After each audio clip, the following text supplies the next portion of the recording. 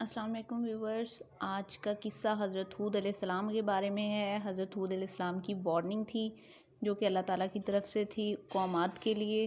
حضرت ہود علیہ السلام نے جب قوم عاد کو اللہ تعالیٰ کی طرف سے بتائی ہوئی وارننگ دی تو قوم عاد نے کیا کیا، قوم عاد نے کیا اس کا رسپانس دیا، یہ آج کی ویڈیو میں آپ کو بتائیں گے۔ قوم عاد کون تھی؟ قوم عاد ایک ایسی قوم تھی جو بڑے طاقتور تھے، 40 ہاتھ جتنا قد، 800 سے 900 سال کی عمر، نہ بوڑھے ہوتے، نہ بیمار ہوتے، نہ دانت ٹوٹتے، نہ نظر کمزور ہوتی، جوان تندرست و توانا رہتے، بس انہیں صرف موت آتی تھی اور کچھ نہیں ہوتا تھا، صرف موت آتی تھی۔ ان کی طرف اللہ تعالیٰ نے حضرت ہود علیہ السلام کو بھیجا۔ انہوں نے ایک اللہ کی دعوت دی، اللہ کی پکڑ سے ڈرایا، مگر وہ بولے اے ہود، ہمارے خداؤں نے تیری عقل خراب کر دی ہے۔ یعنی جب وہ اللہ تعالیٰ کی دعوت دے رہے تھے اور اللہ تعالیٰ کی پکڑ سے ڈرا رہے تھے تو پھر انہوں نے انہیں کہا کہ اے ہود، ہمارے خداؤں نے تیری عقل خراب کر دی ہے، جا اپنے نفل پڑھ، ہمیں نہ ڈرا، ہمیں نہ ٹوک، تیرے کہنے پر کیا ہم اپنے باپ دادا کا چال چلن چھوڑ دیں گے؟ یعنی ایک تو وہ بات نہیں مان رہے تھے، اللہ تعالیٰ کے دین کی طرف وہ جا نہیں رہے تھے، ان کی تبلیغ کو ایکسیپٹ نہیں کر رہے تھے، اوپر سے ان کے ساتھ اس طرح بات بھی کر رہے تھے کہ ہمارے خداؤں نے تیری عقل خراب کر دی ہے، جا اپنا کام کر، آیا بڑا نیک چال چلن کا حاجی نمازی، تیرے کہنے پر چلیں تو ہم تو بھوکے مر جائیں۔ انہوں نے شرک، ظلم اور گناہوں کے طوفان سے اللہ کو للکارا، تکبر اور غرور میں بدمست بولے۔ آگے قرآن پاک کی ایک آیت ہے جس کا ترجمہ میں آپ کو بتاتی ہوں۔ تو یہ قوم اللہ تعالیٰ نے بہت طاقتور قوم بنائی تھی، یعنی اب تک جتنی بھی قومیں آئی ہیں، ہم اللہ تعالیٰ کے آخری نبی کی آخری قوم ہے ظاہر ہے، تو لیکن اس سے پہلے جتنے بھی قومیں آئی ہیں وہ بھی کافی طاقتور تھی، لیکن قوم عاد کے بارے میں کہا جاتا ہے یہ سب سے زیادہ طاقتور تھی۔ ان کے لوگوں کے قد بہت بڑے ہوتے تھے، یہ بہت طاقتور لوگ تھے، بیمار بھی نہیں ہوتے تھے۔ تو پھر جب ان لوگوں کو بلایا، اللہ تعالیٰ کے دین کی دعوت دی، تو پھر ان لوگوں نے اس کو قبول نہ کیا، آگے سے بولے۔ اب قوم عاد نے تو بے وجہ زمین میں سرکشی شروع کر دی اور کہنے لگے ہم سے زور آور کون ہے؟ یہ اللہ تعالیٰ نے فرمایا، جس کا یہ ترجمہ میں آپ کو پڑھ کر سنا رہی ہوں۔ کیا انہیں یہ نظر نہ آیا کہ جس نے اسے پیدا کیا وہ ان سے بہت ہی زیادہ زور آور ہے؟ یعنی وہ خود کو بہت طاقتور سمجھتے تھے، تو اللہ تعالیٰ نے فرمایا کہ اللہ تعالیٰ تو ان سے کہیں زیادہ یعنی سب سے زیادہ طاقتور ہے۔ وہ آخر تک ہماری آیتوں کا انکار ہی کرتے رہے۔ کوئی ہے ہم سے زیادہ طاقتور تو لاؤ نا، ہمیں کس سے ڈراتے ہو؟ اللہ نے قحط بھیجا، بھوک لگی، سارا غلہ کھا گئے۔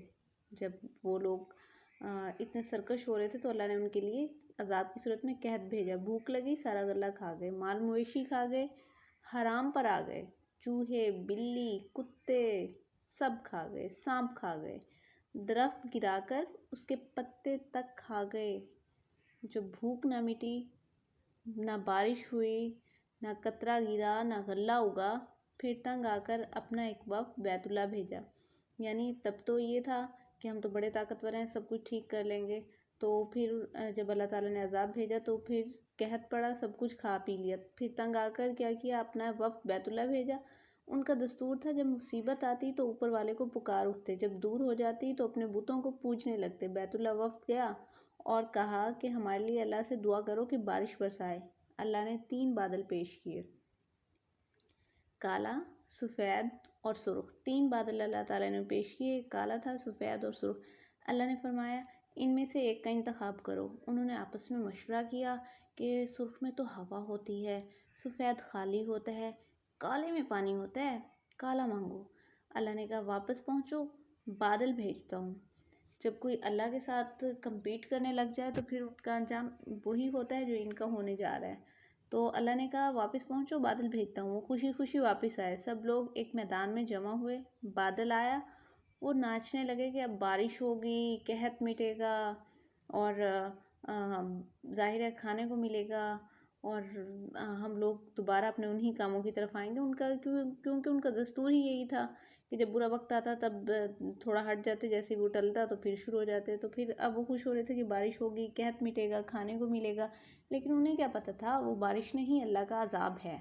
جو تم ہود سے کہتے تھے کہ لے آ جس سے ہم کو ڈراتا ہے، وہ کہا کرتے تھے کہ لے آ جس سے ہم کو ڈراتا ہے، اس بادل میں ایسی تند و تیز ہوا تھی، ایسی تند و تیز ہوا تھی کہ جس نے ان کو اٹھا مارا۔ اندازہ لگاؤ وہ کتنی طاقتور ہوا ہوگی کہ اس نے ہاتھیوں جیسے قد قامت والے بندوں کو اٹھا مارا، ان کے گھر اڑا دیے۔ 60 ہاتھ کے قد اور لوگ تنکوں کی طرح اڑ رہے تھے۔ تنکے کتنے ہلکے ہوتے ہیں، تو وہ ہوا کتنی طاقتور تھی جن کے سامنے وہ لوگ تنکوں کی طرح اڑ رہے تھے۔ ہوا ان کے سروں کو ٹکراتی تھی، اتنی زور سے ٹکراتی کہ ان کے بھیجے نکل نکل کر منہ پر لٹک گئے۔ بعض لوگ بھاگ کر غار میں گھس گئے کہ یہاں تو ہوا نہیں آ سکتی، مگر میرے رب کا حکم ہو کر رہتا ہے، جو اللہ تعالیٰ نے کرنا ہے وہ ہو کر ہی رہتا ہے۔ ہوا غار میں بگولے کی طرح داخل ہوتی اور ان کو باہر اٹھا کر پھینک دیتی۔ اللہ نے فرمایا فَهَلْ تَرَىٰ مِن بَاقِیَةٍ فَهَلْ تَرَىٰ مِن بَاقِیَةٍ، کیا کوئی باقی بچا ہے؟ تو کون باقی بچا ہے؟ صرف اللہ کی ذات ہی باقی بچی ہے نا، باقی وہ لوگ تو ان کا تو بہت برا انجام ہو رہا تھا۔ اللہ نے ان کو ہلاک کر کے دکھایا کہ جب تم اللہ کی، اس کے رسول کی نافرمانی کرو گے، اللہ تم پر ایسی جگہ سے عذاب بھیجے گا، ایسی جگہ سے عذاب تم لوگوں پر مسلط کرے گا جہاں سے گمان بھی نہ ہوگا۔ تو ان لوگوں کا گمان بھی نہیں تھا کہ ان لوگوں کو، مطلب وہ اتنے زور آور لوگ، اتنے قد و قامت والے لوگ، اتنے طاقتور لوگ، اور کہاں ہواؤں سے وہ لوگ مر گئے۔ ہوا کی کیا ویلیو ہوتی ہے؟ یہی کہ اس سے ہم سانس لیتے ہیں، لیکن وہ اتنی برا بھی کر سکتی ہے، یہ تو انہوں نے بھی نہیں سوچا ہوگا۔ جو گناہ قوم عاد نے کیا، کیا وہ ہم نہیں کر رہے؟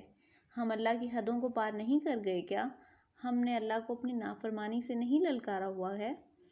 ہمیں توبہ کرنی چاہیے، قرآن پڑھنی چاہیے، کیونکہ قرآن ہی راہ ہدایت ہے، اور اپنے گناہوں کی اللہ تعالیٰ سے معافی مانگنی چاہیے۔ جن گناہوں کو ہم معمولی سمجھتے ہیں، اللہ نے ان گناہوں پر پوری پوری قوموں کو زمین بوس کر دیا ہے۔ استغفر اللہ ربی من کل ذنب و اتوب الیہ۔ اللہ سے معافی مانگنی چاہیے ہمیشہ۔